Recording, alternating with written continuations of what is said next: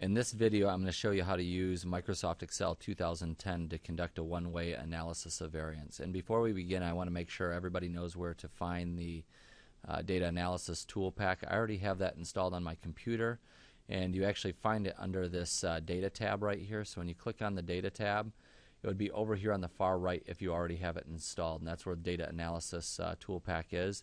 If you don't have it installed, all you're going to do is choose File, choose Options, and then we're going to select Add-ins.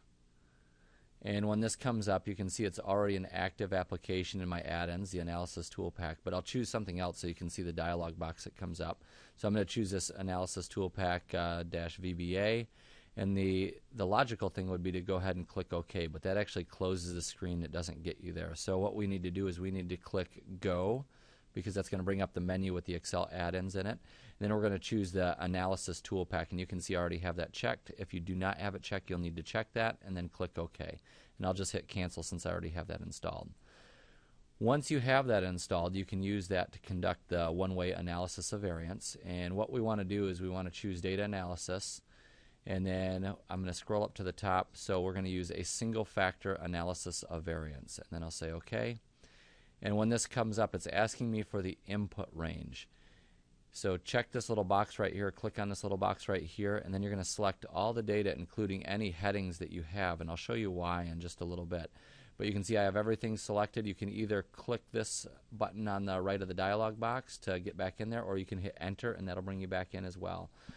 And notice the data is grouped by columns, by Tom's data, John's, Lisa's, April's, so on and so forth. So we want to make sure we have the appropriate grouping down. We have labels in the first row, and we want to identify that so it recognizes that there's labels. And then we get to select our level of significance, or our alpha value. And depending on the problem that you have, you'll change that to whatever is appropriate. Now, I like to insert my analysis of variance table into the Excel spreadsheet because it's a little bit easier rather than having it on a new worksheet, so I can look at the data and look at the summary information. So what I do is I choose this radio button right here that says output range, and then I'll click the button to select my output range, and I'm just going to select an area right over here, somewhere where I can see everything. Then I'll go ahead and I'll hit enter this time. So once I have all that information populated, I can go ahead and click OK, and that'll spit out the results. And you can see right here we have a single factor analysis of variance. It gives us our summary by each of the individuals, so it gives us the count, or the number of data points each one had, the sum of all those data points, the average, the variance. So it gives us a lot of information that we can look at and summarizes that for us. But more importantly, we have our analysis of variance table right below, which is this right here. And one thing I want to remind you of, when we talk about it in class, we talk about the between groups. Those are actually called the treatments, is how we refer to those. So the treatments would be Tom is one treatment, John is another, Lisa is another, and so on and so forth. So those are the treatments. And within groups, that source of variation is the error. That's within this group, but the error within that group. All right, so that's our error, that's our treatment for our sum of squares. Our degrees of freedom are next. Our mean square error is next.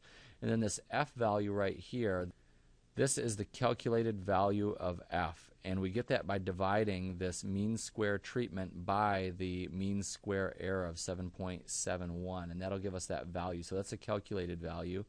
And then the value that we get from the back of the book, or the book value, is this, the critical value. This is the value that we would look up based on the degrees of freedom in the numerator and the degrees of freedom in the denominator, along with whatever alpha value we choose.